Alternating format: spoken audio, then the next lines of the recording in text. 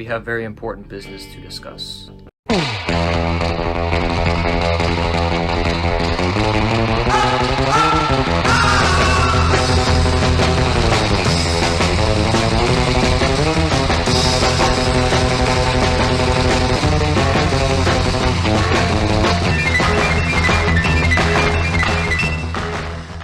Prepare for a straw man intro. The Wheel of Time is just big Lord of the Rings, but you're wrong. I'm just kidding. There's literally no one who thinks that the Lord of the Rings is the same as the Wheel of Time at all. They're very different, and this video will probably convince you to that because of how insane the world building is. Now, there's no Silmarillion for the Wheel of Time, but there's 15 books, so it doesn't need a Silmarillion. Anyway, into the multiverse. Because if there's 15 books right here, yeah, there's a multiverse.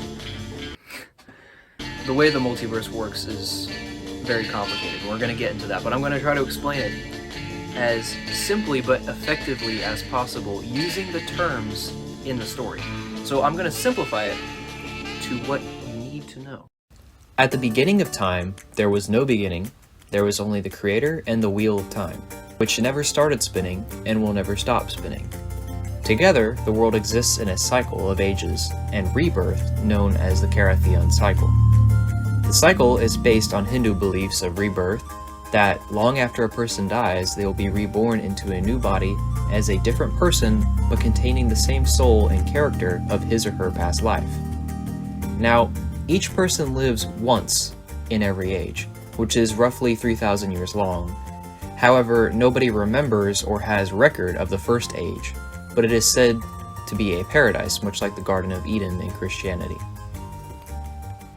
This wheel of time exists in a void that is timeless. Both the Creator and the Dark One exist outside of time, and as long as the singular wheel of time spins, the same events will replay over and over with slight variations over multiple ages. So now we understand what the Wheel of Time is. Now we need to understand what the metaphysical world is. So in the Wheel of Time, the world is represented as a great loom. This is a loom. It is a machine that moves strings into tapestries, clothing, anything you want to make with beautiful patterns. In the Wheel of Time, every single string is a person's life from start to finish. Everything that they have done in their life weaves crosses between the strings. And everything that the string bends and does to other strings is your actions in your life that you have done in the world. So, the world is the finished canvas of fabric with the beautiful patterns woven into it, and every person comes together to weave this beautiful world. The Creator has some predestinative abilities over these strings and moves the shuttles to weave his own beautiful pattern. Some people say that the wheel weaves, the Creator weaves. It's kind of ambiguous where destiny really comes from. Is it just random? Well, no. There's a contradiction in these strings that seem to move about at random, and that is the ta'veren. They are people, very rare, who have the ability to just naturally bend fate around them. They don't do it intentionally. So, for example, let's say we have this yellow string, and this represents a person who is a ta'veren. Other people will be wrapped around his cord, and wherever he goes, they will be wrapped with him in a tumbling spiral of fate. And what this eventually leads to is some fun side effects where they have exceptional luck because the universe favors them over others. So whenever one of the main characters, Matt Cawthon, who is a ta'veren, rolls dice or gambles on cards, 9 times out of 10, he will win the bet. You got to know when to hold up. Because the universe favors outcomes for him more than others, because fate bends around him. The randomness of the universe collapses towards his goals. It is ambiguous, but that is the nature of it. So the loom is the metaphysical world, the strings attached to our physical bodies. Before we get into what the multiverse of the Wheel of Time is and how it works, we need to understand a few aspects of the Wheel of Time and the loom by taking a dive into the character of the Dark One and his effects on the world. The Dark One, similar to the Creator, exists outside of time. If he wishes to interact with the world that we live in, he has to enter the Wheel of Time, enter the loom, and whenever he does, he's vulnerable to attack. So the last time he attempted this in the Age of Legends, as it was called in the books, he was defeated and sealed away. But what he did do was he managed to create a hole into the Wheel of Time for which he can enter. But once it was sealed, it is sealed forever.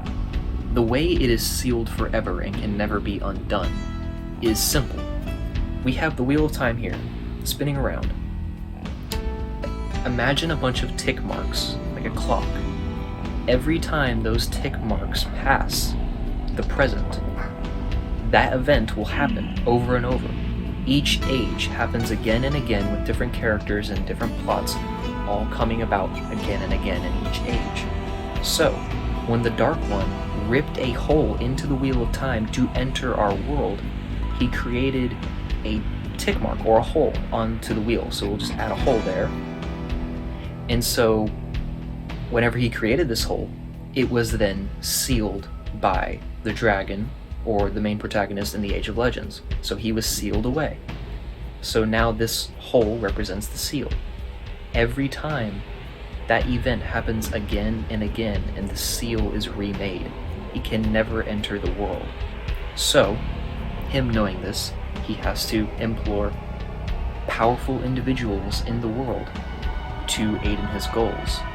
What the Dark One can do, however, is stop the Wheel of Time, which, spoiler alert, he's not able to do, but he has tried, and is pretty good at getting close.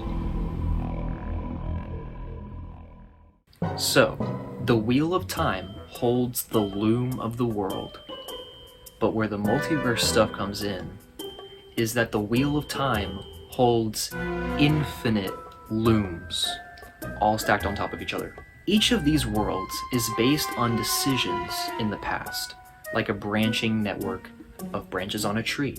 You start with the first decision, 2 decisions, branching off into infinity. So there are infinite worlds in the Wheel of Time, all existing at the same time. So in every single world, the exact same moment is happening. However, there are a couple worlds where time is a little different. So being infinite worlds, there probably is a world where the time is off by a bit, so you can travel to this world and be behind 100 years. Arnaldo's isn't closed in the dimension where they didn't invent daylight savings! But for now, we'll just pretend all of them are at the exact same moment in time, because that's pretty much what we see throughout the story. All of these worlds and decisions are based on what I call a spectrum of saturation. In principle, this means that the world with the most common or most desirable decisions is the most powerful in the scheme of all the worlds. And when I say saturation, imagine it as a spectrum of saturation. So we have the primary world where the most basic common decisions were made. The most primary decisions are all based off of this world in the middle. All of the other decisions fade away in probability, and we actually see this. In one instance, the characters travel to a world called the Dead World by accident, and it is a world where hundreds and hundreds of years ago there was a great defeat, and this defeat was very unlikely. And so when they enter the world, everything seems paler, a little bit more grayed out.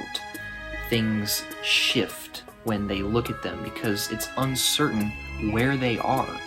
The whole world is just uncertain and kind of grayed out.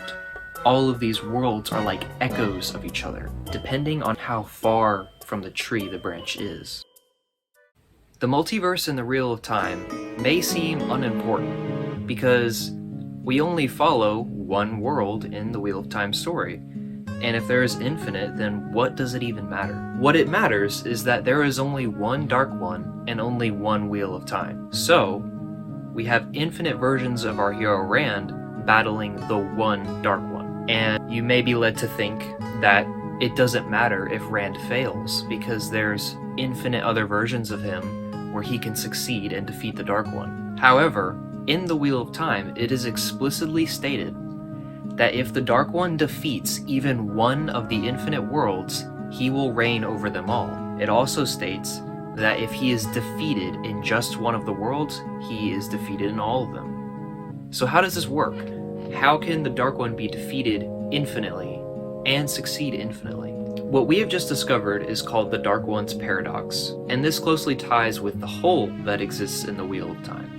The way I can best explain this is imagining the Wheel of Time as the bottom of a cake, and the infinite worlds stacked on top of it are each layers of a cake. You cannot get a slice of the cake unless you cut through all the layers all the way to the bottom. What this means in principle is that even if just one layer of the cake is not cut, he will not be able to reign over the entire Wheel of Time. So what about the part of the paradox where if he defeats one world, then all of them will fall? What this is implying is that he can enter a single world more than any other, but we must remember that there is only one Dark One and only one Wheel of Time, and all the worlds exist in that one wheel. So the paradox is misinterpreted in the sense that he cannot just enter one world. He must enter all of the worlds at once. So the best way to phrase this correctly is, if the Dark One enters the wheel, all worlds fall, but if the Dark One is defeated in just one world, all the worlds are saved. So now it's looking pretty optimistic for the characters in the story, because if even just one world succeeds in defeating the Dark One, all of them are saved.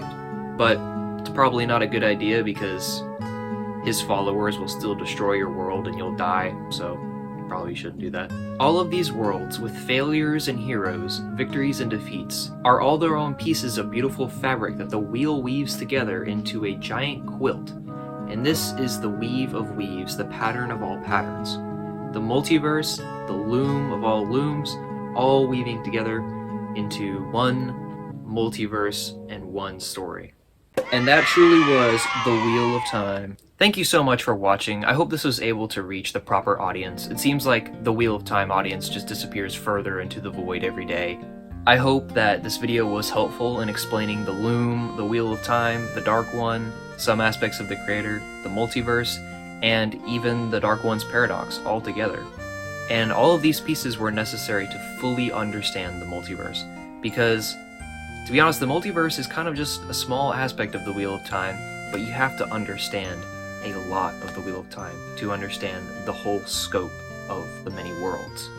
So thank you again, please have a wonderful day, and God bless.